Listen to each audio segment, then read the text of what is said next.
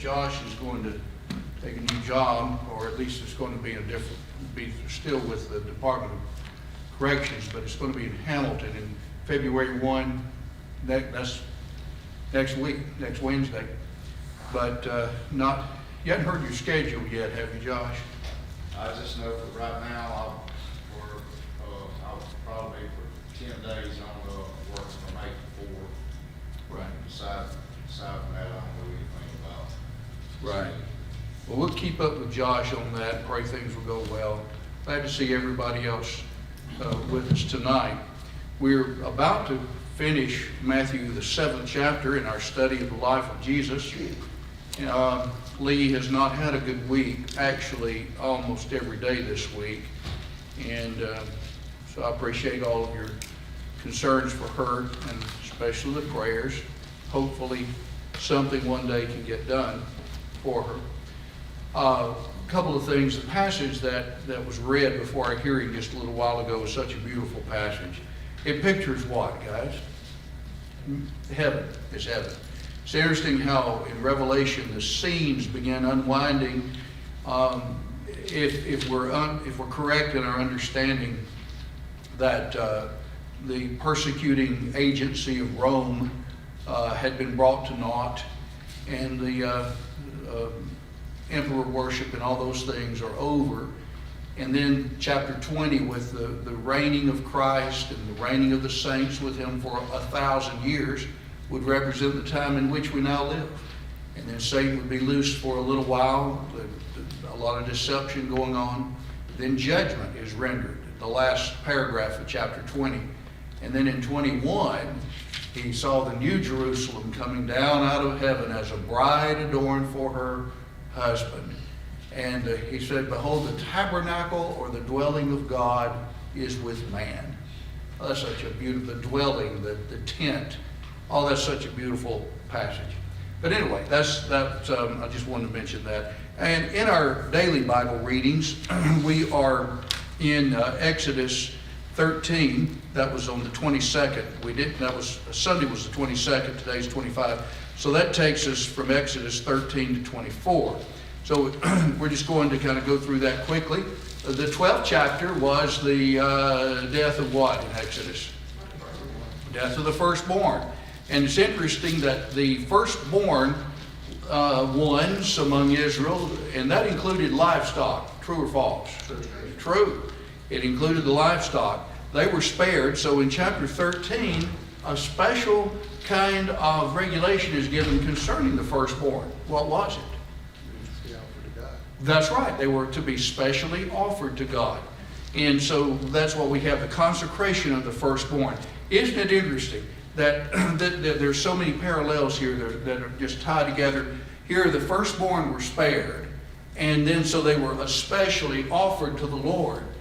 In Hebrews 12, to the general assembly and church of the firstborn ones who were enrolled in heaven. So it's as in the Old Testament, the firstborn ones received the right of what? Primogeniture, a double inheritance of the father's, or a double portion of the father's inheritance. And now, here, spiritually, we are considered the church of the firstborn. All right, that's 13. Well, they have left Ramses, and then in chapter 14, what happens? They come on where? To the Red Sea. And then what happens at the end of 14?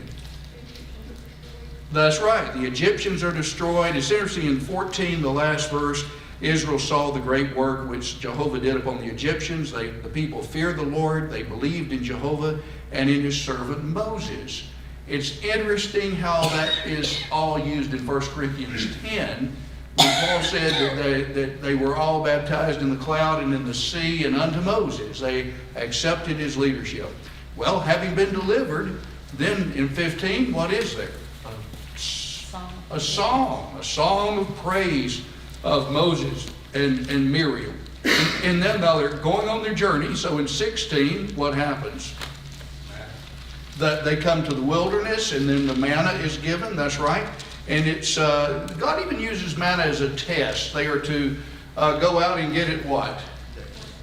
Once a day for 6 days. And on the 6th day, what are they to do?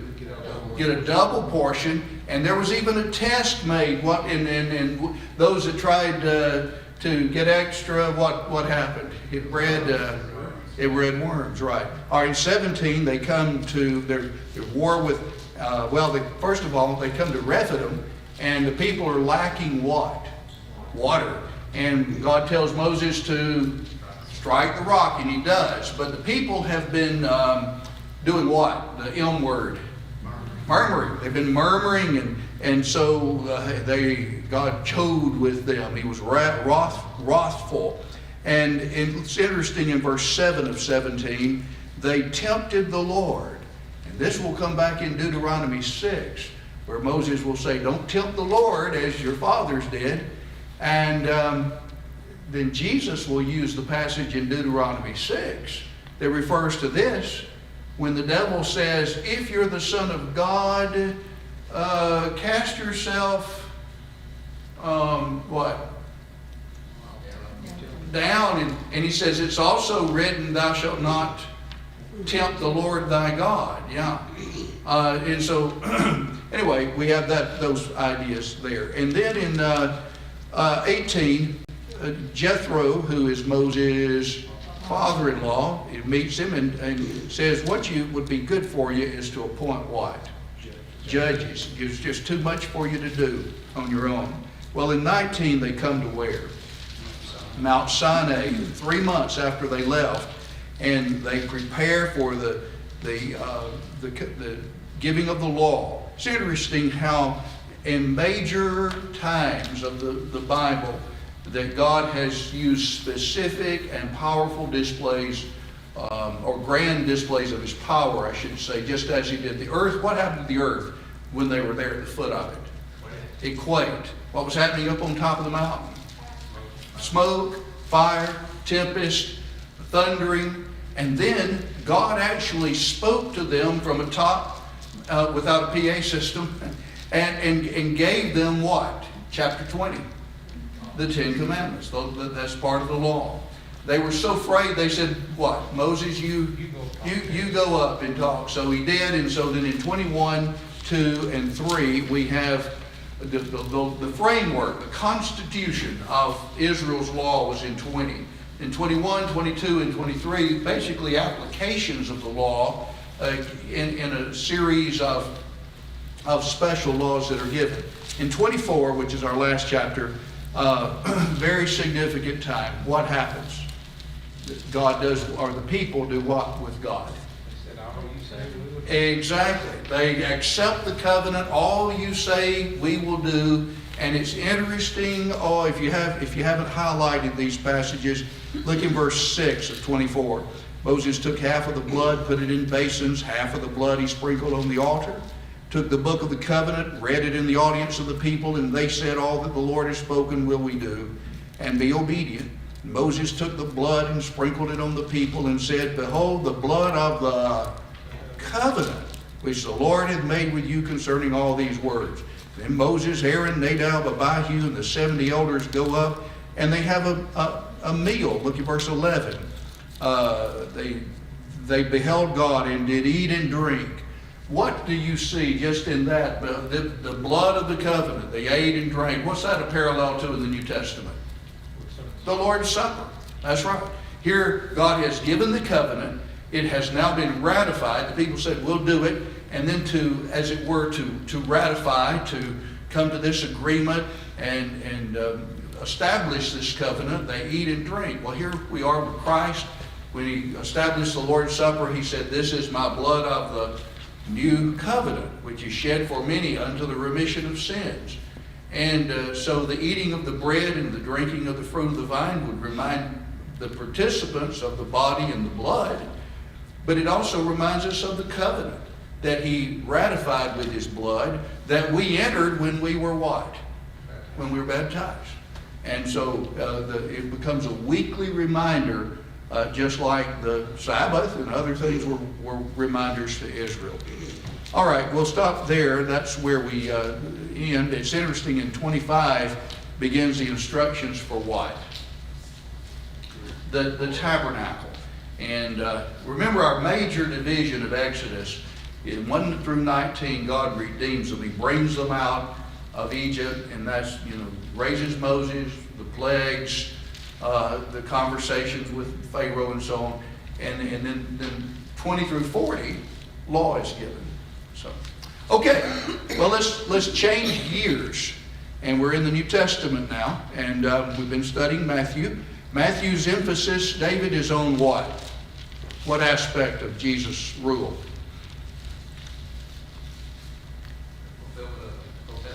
Okay, good. Fulfillment. In fact, that's a key word. And thus it was fulfilled. That's right. What has been emphasized, a phrase I'm thinking about? Jen, you look like you're ready to spit it out. The kingdom. The kingdom of heaven. And so in chapter 1 of Matthew, we have the genealogies of those kings. And so we have that in Matthew. Mark emphasizes Jesus what? Miracles, his authority.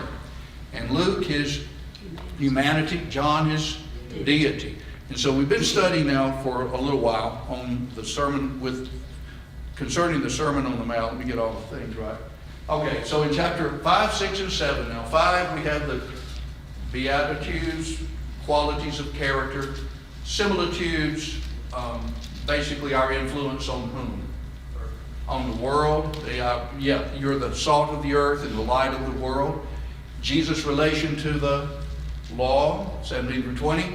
And 21 through the end, the contrast, you have heard versus I say unto you.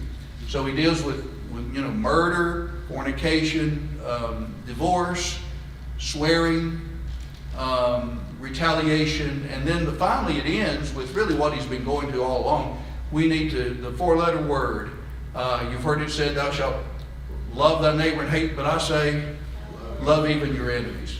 All right, so all of this, though, in chapter 6 has to be, even right actions, right attitudes have to be done with right motives. So 6, 1 through 18, in those 3 areas of alms, prayer, and fasting, he says you need to do it not to be seen of men, but simply to please God.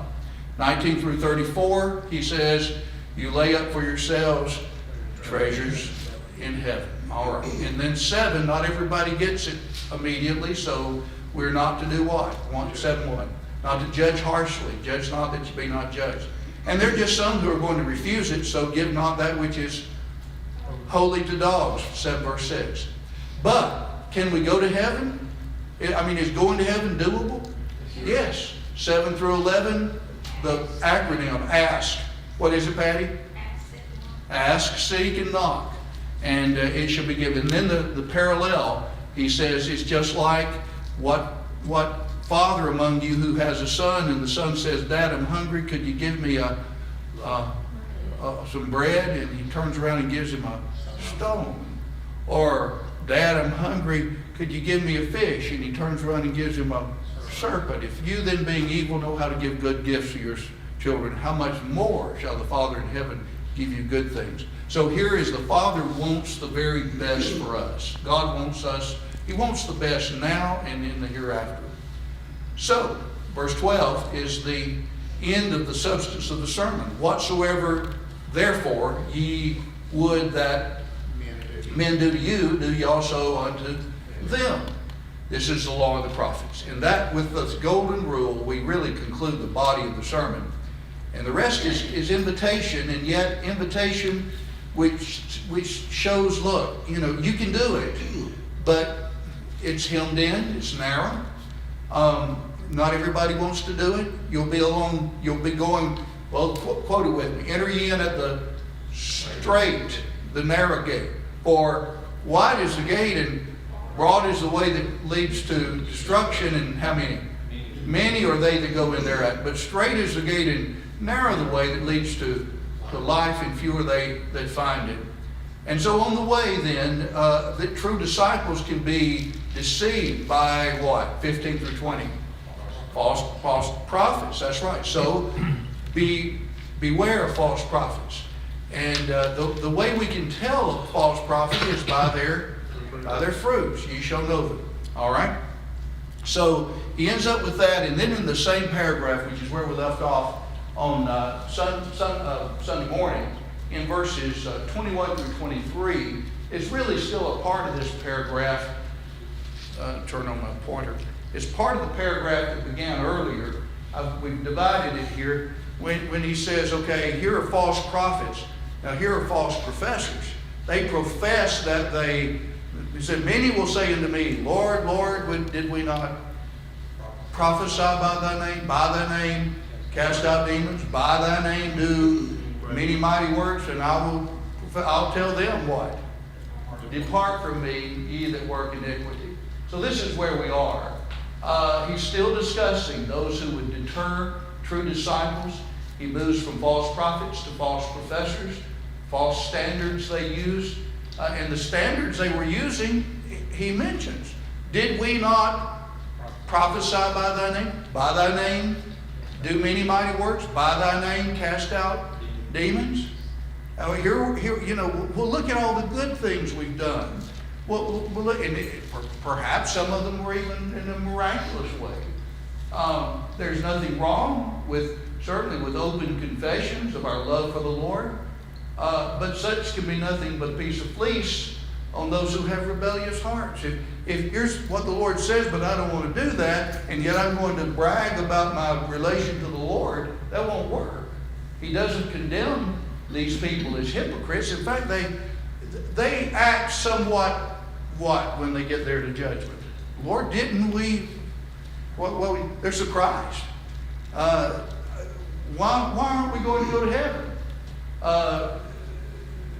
He says they will not expect his rejection of them in judgment. They were certainly not lazy because they had done many mighty works. They weren't lazy. And their problem was,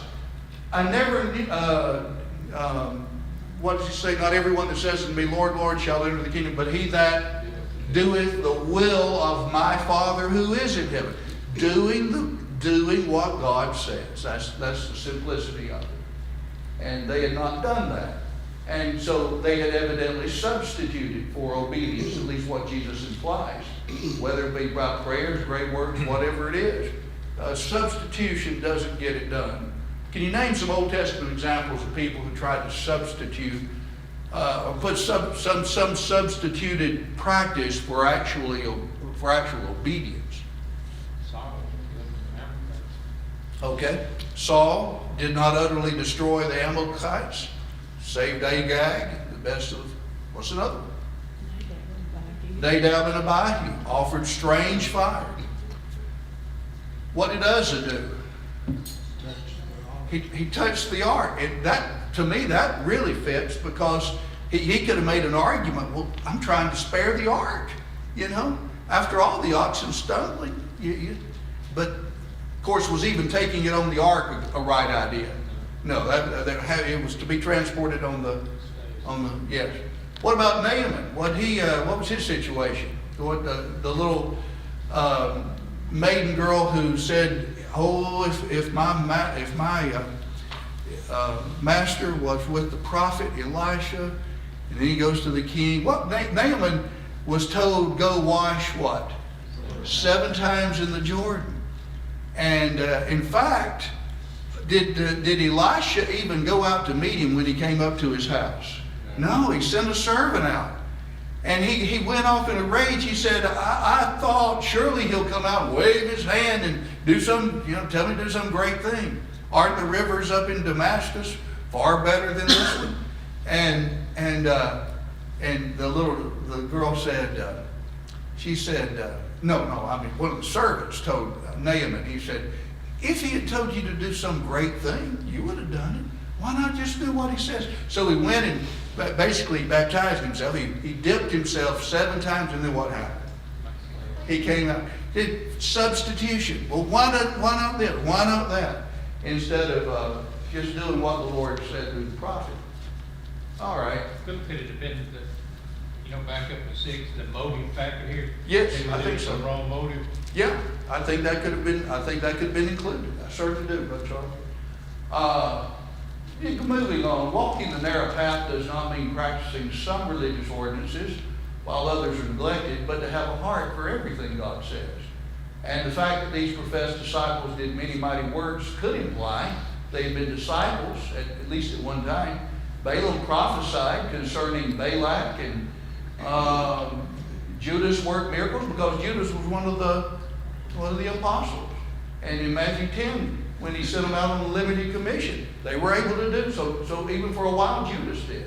Some at Corinth had the opportunity, had the abilities to do some miraculous works, spiritual gifts. And so the point we're making is the mighty works, even if it included some miracles, does not prove that just because a person did it, he's going to be what in the end?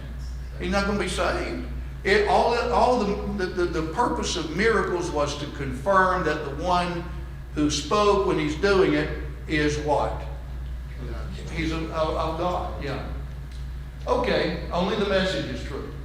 Everybody in this room can quote Luke 6:46. Why call ye me Lord, Lord, and do not the things which I say? Let's turn over that passage real quickly.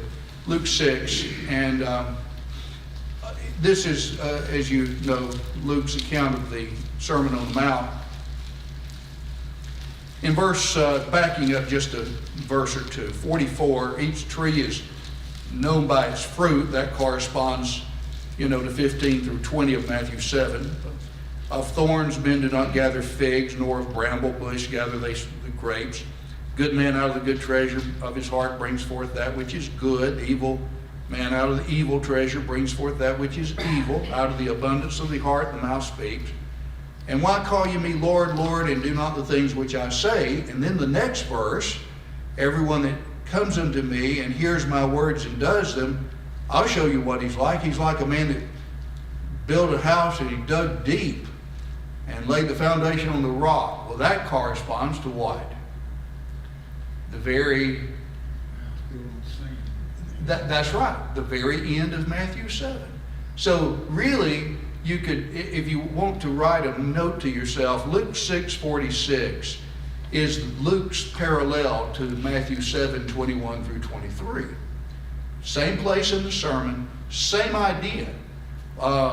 Not everyone that says unto me, Lord, Lord, shall enter the kingdom. He that doeth the will of my Father who is in heaven. That's the same thing in principle as why call you me Lord, Lord, and do not the things which I say. You see that? Lord, Lord, verse, Lord, Lord, did we not prophesy by that? So you got all that there. You look like you wanted to say something, Brother G. Anybody, did I hear a voice back in the back, David? No, okay. Saw the man but heard no voice. Okay. So through this sermon, Jesus has progressively implied his deity. We discussed that a little bit on Sunday. Now he states he is going to be the judge of all the earth. He has moved from this is what you need to be. I came not to destroy but to fulfill. You have heard it said, but I say. And we made this point earlier when we were in Matthew 6. One reason, of course, that Jesus could say, don't lay up for yourselves treasures on earth, moth and rust, but lay them up in heaven, is because actually he has been what?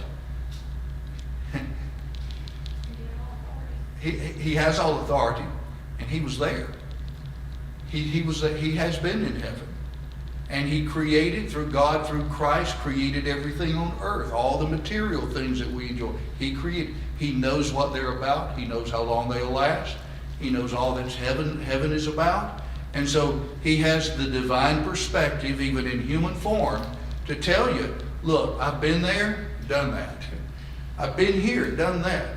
And I'm telling you, putting all your banking all on this is not worth it. It's not worth it. If you lose, Jesus said in Matthew 16, what shall a man give in exchange for his soul? How does that go? He said, if you gain the whole world and lose your own soul, what is a man profited? Brain fog. What is a man profited if he shall gain the whole world and lose his own soul? Or what shall a man give in exchange for his soul? All right. So summarize in 21:2 and 3. Jesus describes lost people as those who openly confess their relation with the Lord. Y'all, all of us know people like that. Oh, just the Lord and I are so close. It's almost like that. And yet, when it comes to baptism or something so simple as the work of the church and so on, that they put that out of passion. They weren't lazy, but extremely active in religious work. They were not necessarily hypocrites. They say they're doing the will of the Lord. We did these things in your name. But just because a person does something and they say that this is in the name of the Lord, does that mean it is? No. The acid test for all this is if they're actually doing the will of the Father. They substituted certain religious activities for the very things that were called by the Father, which today can include justification by faith only, just believe, and it does people more concerned with how we feel rather than how we live. Or the end justifies the means, look at all the good it's doing, or what, and really in the sermon, the means and the ends are one and the same for Jesus. He's not, well, you know, as long as you get the job done, when he specifies something, Naaman, or cases like that. And so when one carries out exactly what the will of the Father is, nothing else matters. I think we need to appreciate that, guys. It's a very simple truth. But when you see a lot of people in high places prospering materially, or churches that, you know, are not down the line in the book, and huge crowds, and you have these mega churches that are on the rise, and well, what am I doing wrong? Well, if you're doing the will of the Lord and you're trying to please Him and give love everybody, but you're still trying to toe the line, do you have anything to be ashamed of? No, absolutely nothing. And we want to serve the Lord in the spirit of holiness. Maybe the mega churches have the crowd you just mentioned because they're doing what it says, tickling their ears and I think a lot of that's true. letting them hear what they want to hear. Yeah. And do what they want to do. And do what they want to do. I have talked to some people because of various relations, some actually when I had a problem with I had a plantar fasciitis. I ruptured what do you call that? The fascia here a few years ago. Had several therapy sessions. And when I had my hip done, and you talk to these therapists, and talk to a lot of people, you know. But I talked to 2 or 3 who were members of the Church of the Highlands, and they plainly told me, you know, we got a lot of people who come, and I know what their situation is in marriage, and it's not right, and there's an ambiguity, an anonymity, I should say, in huge numbers. It's almost like when you go to the mall, you know, you just kind of one among many.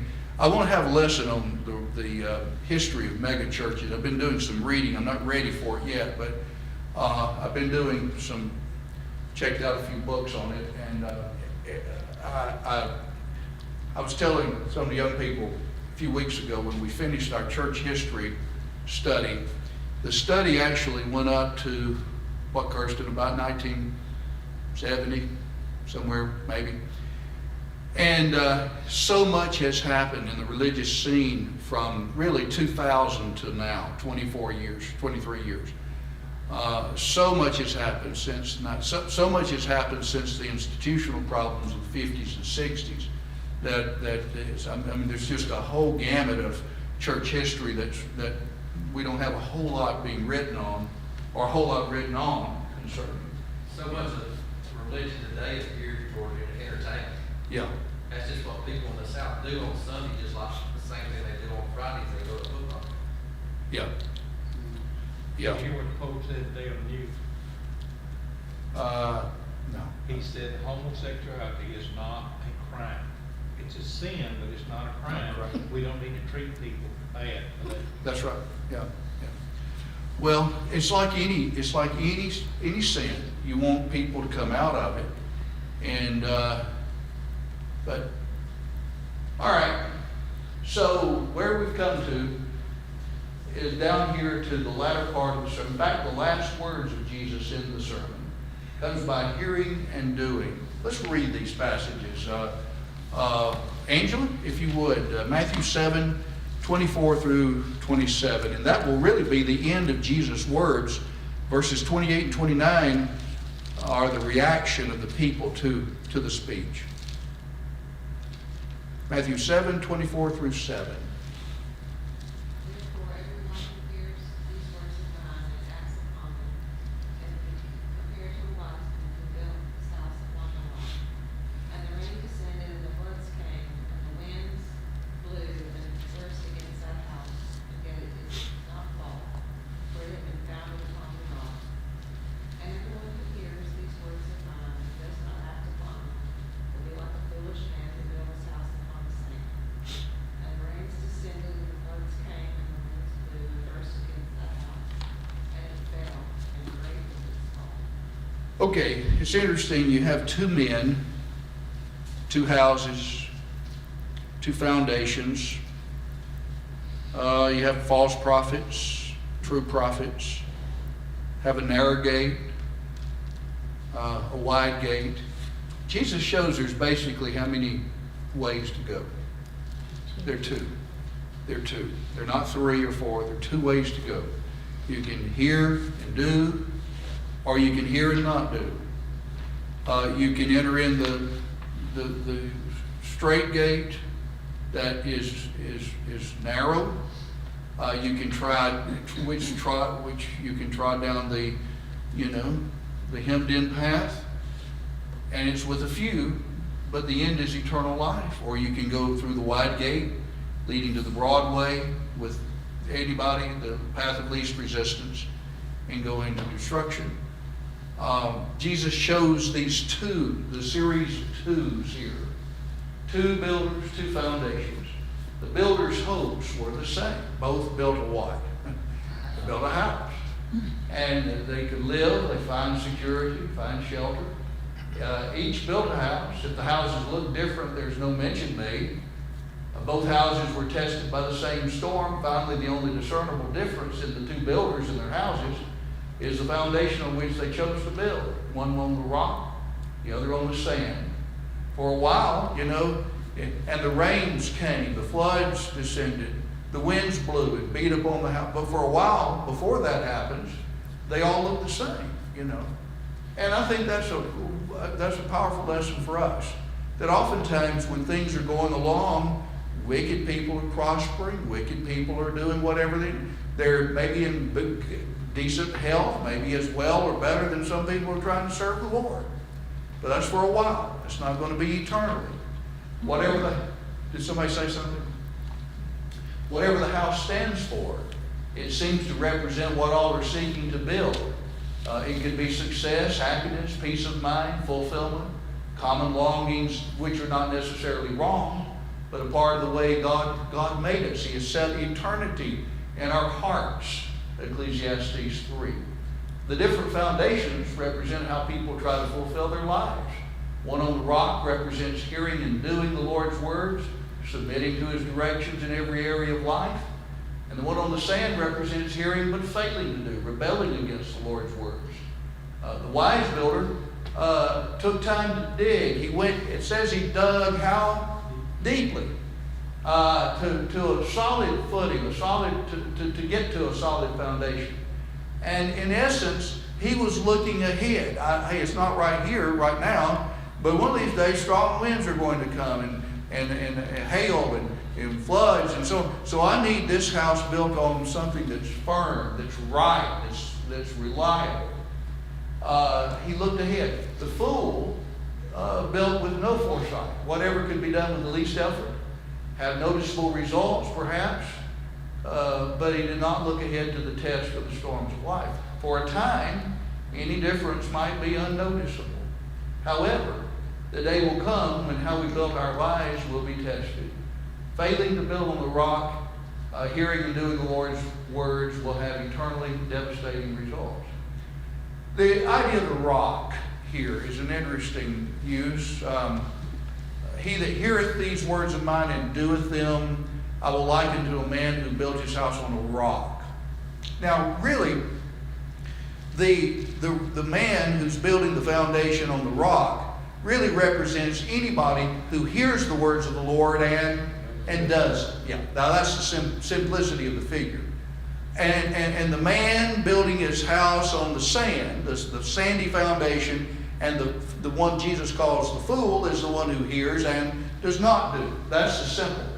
But it could very well be that Jesus intended a dual idea in the rock. Petra, a mass of rock, a cliff or ledge, a type of a sure foundation, a huge boulder, we might say, distinct from Petrus, which is a taxed stone. Now, you're thinking with me, all of you good students, you're thinking with me Matthew 16. When Jesus said, "Whom do ye say that I am?" And Peter said, "Thou art the Christ, the Son of the living God." And then Jesus said, "Blessed art thou, Simon Bar-Jonah, for flesh and blood hath not revealed to thee, but my Father who, and I say to thee that thou art Peter, Petrus, and upon this rock, Petra, I will build my church." The Catholics say that Peter is the one on whom the church is built, and they say Peter means rock. But the thing is, they're two different words. Petra is feminine in gender, and it means this massive rock. Petrus is masculine in gender. It means a small stone. Now they're similar, but there are differences, wide differences. Furthermore, even in the language there in Matthew 16, when he says, "Thou art Peter, and upon this rock," he's not saying, "and on you I'm building my church," but the truth that Peter confessed when he said, "Thou art the Christ, the Son of the living God." The truth of Jesus' deity that Peter confessed. That is the rock. And it makes so much sense, guys.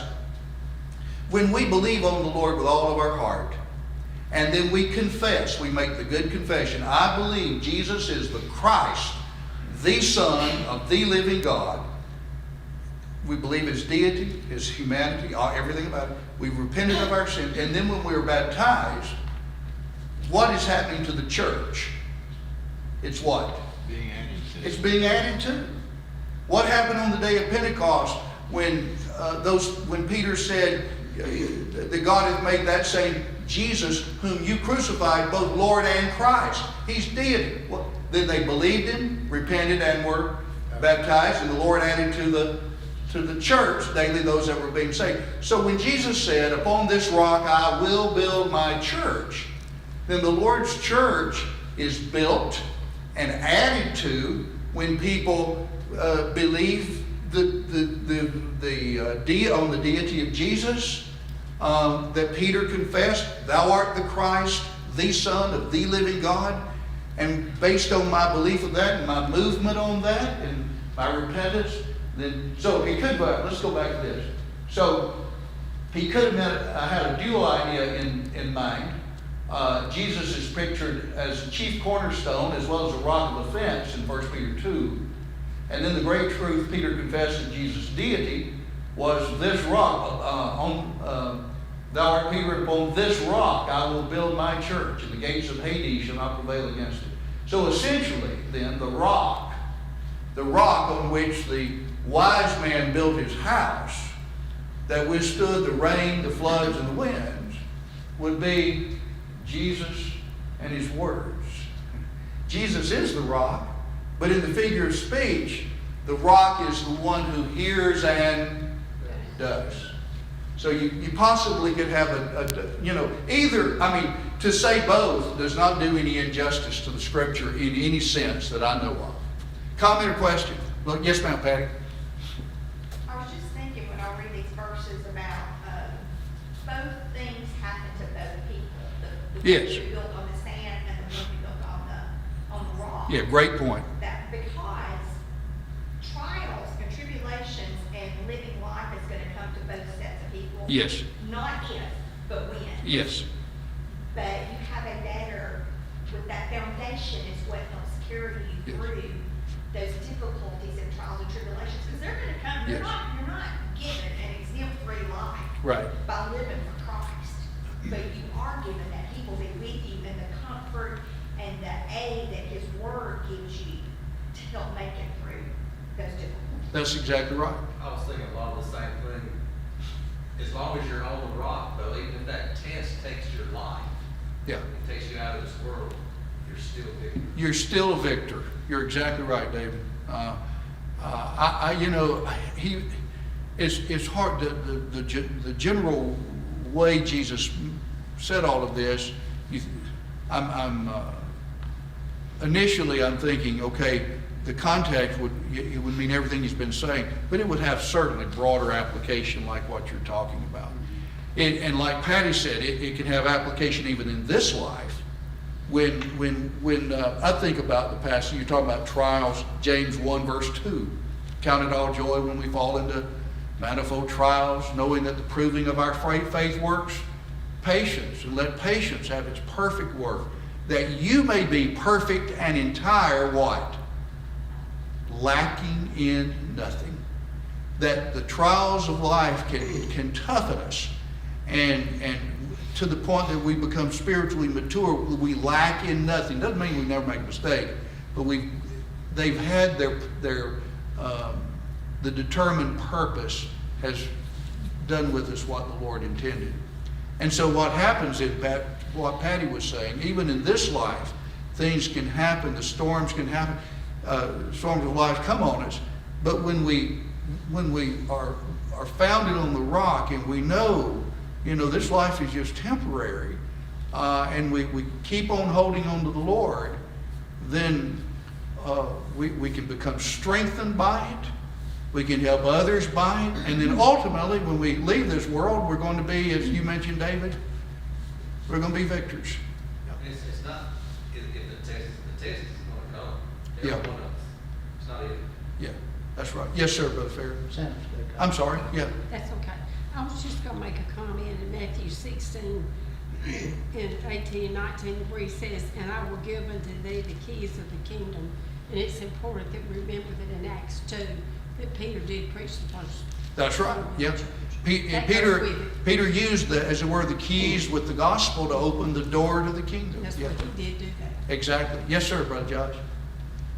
I just I've always wondered how God was very much made himself visibly known. We were reading Exodus. Yeah. Of all the things he did to make himself visibly known, and everything he did was seen, all these miracles he manifested himself as a pillar of fire. Yes, that's right. They all seen it, but yet they still doubted. They still lacked faith. And even so much that, they made this molten calf, and God said, just step away. I'm about to destroy all of them and make a nation for you. But Moses still stepped up and said, you did take us out of Egypt for nothing to fail. Yeah. What's it going to look like if you destroy all other nations? Are going to say, look at Israel. They followed, they went through all that just they let the end. Yeah. But he did. Did you think that God, he was really going to follow through with that if Moses had not intervened? Mm-hmm. I'm just going to destroy them all. I'm going to Start afresh with you. Mm-hmm. Yeah, it's interesting. Even during the life. He's done it before. What was that, buddy? He's done it before. Yes, that's right. Yeah, he did. With the flood, yeah. It's interesting that even with Jesus, when he performed a triple miracle in the 12th chapter of Matthew, and the Pharisees said, oh, he just does it by the power of Beelzebub. And as we used to see on NBC in living color, you saw everything right before you, which shows if a person is determined that they do not want to believe, they're not going to. Even with all the evidence before you, if a person, I just don't want to believe it, you don't have to. That reminds me of the story of Lazarus and the rich man. He said, we just Send somebody to tell my brethren not to come here. Yeah. They won't And, believe it. and no, they won't even hear that if he rises from the dead. We got to stop, guys. Any final comment? Yes, sir. And you think about this, starting in chapter 5, the sermon on Mount, what did Jesus not cover? Yeah, I made that point. He's covered Yeah. every form of life or substance we're gonna deal with, he's covered in this one sermon. Yeah, you're right. Attitudes, motives, your will, what prompts you. Yeah. Okay, well, we'll get to 28 and 29, Lord willing, Sunday, and the reaction to the sermon. I think that if I'd been there, I think their jaws were kind of dropping. We never heard anything like that. They were astounded because he taught as one having what? Authority, not as